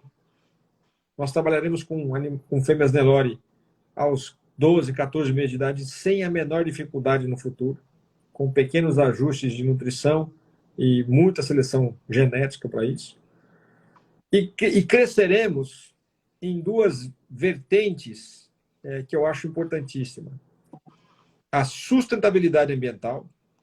Nós vamos caminhar claramente para indicadores do respeito ambiental, do tanto que o Nelore é adequado a esse ambiente que ele está inserido. E também avançaremos muito na qualidade de carne produzida. Eu tenho certeza que nós alcançaremos outros padrões, né, da qualidade de carne produzida com o Nelore. Então, em suma, é isso, né? É sonhar bastante, porque o Nelore proporciona realmente sonhar alto com o que ele já entregou. Nós temos muito pouco tempo de seleção. Nós estamos falando agora de 30, 35 anos dos primeiros programas de melhoramento que foram estabelecidos no Nelore. E olha só o resultado que nós já temos. Imagina o que será daqui a 20, 30 anos, com todas as ferramentas já desenvolvidas, aplicadas à população. Vai ser um sonho, realmente, o Nelore daqui a 20 anos. Aproveitando, Marcelo, dê um recado para o pessoal que tem receio de utilizar a ferramenta de descarte, a ferramenta do canivete. Existe um receio muito grande, existe uma preocupação muito grande de utilizar isso e como utilizar. Fala um pouco para o pessoal, para eles não terem medo disso, porque os ganhos que eles vão ter nas gerações futuras são que vão fazer eles continuarem na atividade. Fala um pouco para eles sobre isso. Acho que como desfecho aí da nossa live. Vamos falar aqui, então, na verdade, talvez uma das cabeças mais iluminadas do melhoramento ao longo dos tempos aí, que foi o professor Alberto Fries. Tá. Ele falava que a principal ferramenta de seleção era o canivete. Certo. Ou seja, sem descarte não há seleção. Tá? a gente tem que primeiro, antes até de escolher quais são os melhores animais para serem utilizados, nós temos que tirar os piores animais da população. Porque esta parcela ela se perpetua na população. E por que ela se perpetua? Se ela produz menos, sobra mais para a reprodução, meu amigo. Então, a É primeira verdade. vaca que emprenha é a pior da fazenda. Você pode ter certeza disso. Então, a vaca boa é aquela que produz muito, ela trabalha muito, portanto, ela tem maiores desafios com relação à reprodução. Ela se manter no rebanho é muito mais difícil, porque ela está fazendo papel duplo aí. Ela tem que trabalhar e tem que se manter, tem que reproduzir. Tem que dar Já, leite pro bezerro. já a vaca que está só a passeio na sua fazenda, ela só está fazendo reprodução. Então, ela está com um bezerro péssimo no pé e outro na barriga. E aí ela vai produzindo mais fêmeas do que as vacas boas, e essa situação vai se perpetuando no seu negócio. E da mesma maneira acontece com os touros, né? Então a gente tem que tirar esses touros indesejáveis, porque eles deixam uma quantidade de filhos enorme. E como nós vimos, né, quando a gente estava falando aqui do rendimento de carcaça, por exemplo, existem touros muito abaixo da média para essa função. E para todas as características que nós estamos avaliando. Então, quando esse touro tem a oportunidade de fazer 20, 22 filhos num ano, ele está causando um dano enorme no seu rebanho. Então, muita responsabilidade com o que entra para trabalhar no seu rebanho, já é um grande negócio, e olho para quem fica no seu rebanho. Procure apertar e colocar aquela que não te retorna a hotelaria da fazenda, põe para fora. Porque os turcos falam que o menor prejuízo é o primeiro. Se você deixa acontecer o segundo, esse prejuízo fica grande, né? Então, Verdade, verdade. a gente tem que ser proativo nesse sentido de praticar a seleção e colocar realmente animais que não performam, né, no nosso sistema para fora. E acho que uma frase que você comentou que é muito importante antes de ser uma paixão, é um negócio. E se é um negócio que está dando prejuízo, ele está te dando dor de cabeça, né? Porque você está tendo que tirar dinheiro de uma outra fonte para colocar num hobby seu que não está sendo produtivo. Você pode ter um hobby que também seja produtivo. Você pode ter um hobby que te dá lucro. Não precisa ser um hobby que te dá prejuízo, né? Certo? Tem muita gente que fala assim, pecuária é tão bom, você imagina se desse dinheiro. Verdade. E, cara, é isso que você comentou, né? A gente está num processo muito inicial de seleção. Os ganhos genéticos que nós temos são visíveis. Um animal que você olha há 10 anos atrás, há 5 anos atrás, e o animal que você olha hoje, você vê um ganho de produtividade muito grande. E quando nós não aproveitamos isso, a gente está jogando o trabalho de muita gente fora. E esse próprio índice frigorífico, eu acho que é muito importante nós termos a clareza de como ele foi produzido. Foi uma interação entre o ambiente acadêmico e o ambiente profissional. Profissional que eu digo, da cadeia produtiva, de fato. Isso é muito importante. Nós temos alguém que tem um respaldo técnico muito forte, que é o pessoal do ambiente acadêmico, que podem nos ajudar, a gente pode ter uma intersecção de trabalhos com eles muito forte, como é feito em outros países. Aqui a gente não tem muito disso, né? Na pecuária a gente até mais um pouco, mas na minha área de engenharia eletrônica, cara, a interação é mínima, mínima, mínima. Nos Estados Unidos tem interação muito grande. E a gente está deixando essas mentes brilhantes que muitas vezes decidiram seguir o ambiente acadêmico fora da cadeia produtiva. Esses caras têm uma importância muito grande na parte produtiva. Desenvolvem trabalhos excepcionais que poderiam muito bem ser utilizados como o índice frigorífico foi o resultado de um trabalho desse e que vai, com certeza, nos ajudar muito. Então, essa iteração, a gente tem que fomentar muito isso, porque o ganho que a gente vai ter é muito mais rápido. Ao invés de apenas o pessoal da cadeia que eu digo produtiva, trabalhar na seleção, que utilizamos também o pessoal da cadeia acadêmica, que é o pessoal que tem muito mais tempo, muita mais experiência em muitos segmentos que a gente e pode nos ajudar muito, como nos ajudou com o índice frigorífico, como diversas outras cadeias de eficiência alimentar e várias outras, certo?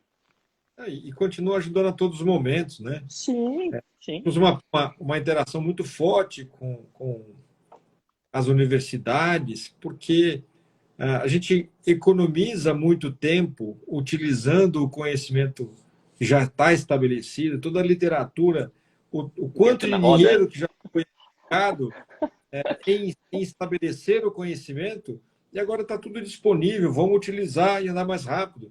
Da mesma forma que o melhoramento, existe um conteúdo científico enorme para a gente chegar na DEP de um touro e falar: esse touro é nossa, melhor que esse. sim, Isso é uma tecnologia que está disponível a todo mundo hoje no mercado. todo Usar touro mundo. melhor, melhorar o seu patamar de produção, melhorar o seu rebanho, melhorar o seu negócio.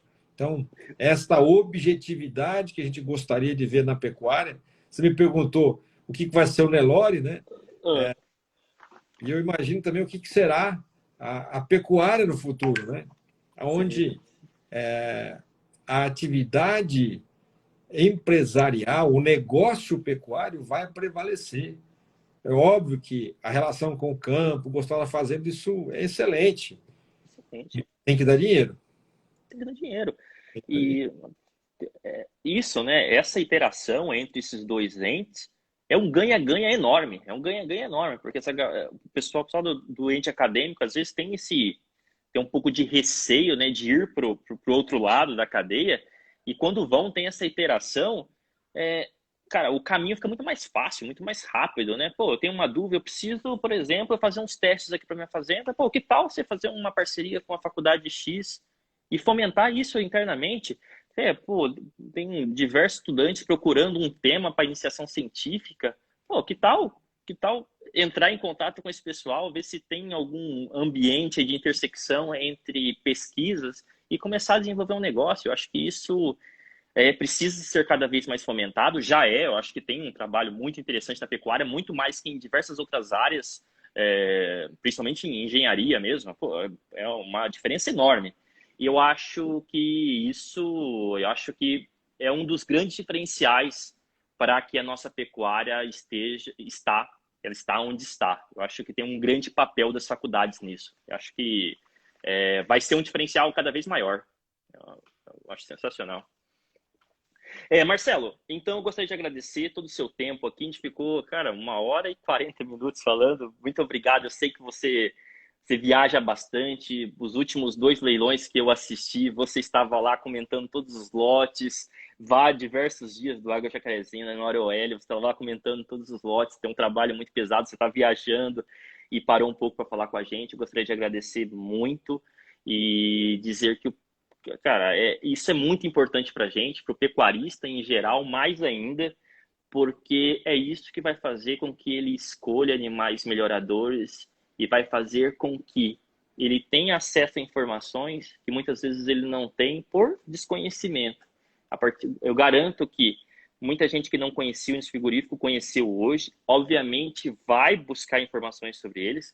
Sempre quando eu acabo a live, geralmente o pessoal manda comentários perguntando o que significa cada letrinha dessas que eu postei. Podem mandar de novo, pessoal, e a gente vai respondendo. Se eu não souber, eu te pergunto e repasso para o pessoal. Então, informações, né, tem uma mente que se abre um novo conhecimento, ela nunca volta também ao normal. Não sei de quem é essa frase, mas é uma frase muito importante. E na pecuária, acho que a gente não tem muito o cotidiano de aprender cada dia um pouquinho mais com a parte de literatura e ter essas lives eu acho que são importantes porque o conhecimento acho que entra de uma maneira muito mais fácil na cabeça e quem entendeu a eficiência, a importância de um índice desse, obviamente nos próximos animais que forem comprar vão prestar atenção nisso e pedir, perguntar, pô, por que que esse animal tem um índice menor? Eu quero um animal com índice maior, porque eu vi que o meu vizinho teve uma eficiência maior utilizando touros assim. Então, eu acho que isso é um ganha-ganha do pessoal de programa de melhoramento, na sua figura, e os pecuaristas que estão nos assistindo. Eu agradeço muito E as portas estão abertas quando você quiser falar sobre um outro índice, sobre o próprio ICIAGEN aqui para a gente. Será uma honra tê-lo aqui com a gente. Marcelo, que eu agradeço a oportunidade, o convite. Obrigado a você e a todos que nos acompanharam durante essa nossa conversa aqui.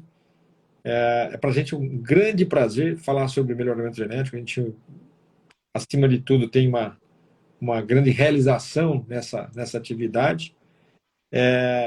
Te parabenizar pela iniciativa. É tão importante criar esse canal e certamente ele só está de pé porque você leva conteúdo para essas pessoas, para os seus seguidores, aí, aqueles que utilizam o seu canal, só voltam porque eles encontram aqui conteúdo, e isso é o mais importante. Então, você está fazendo um trabalho importantíssimo de esclarecimento para a pecuária, e isso não tem preço. Tá? Nosso muito obrigado, em nome da CIA de Melhoramento, em nome de todos os parceiros da CIA de Melhoramento.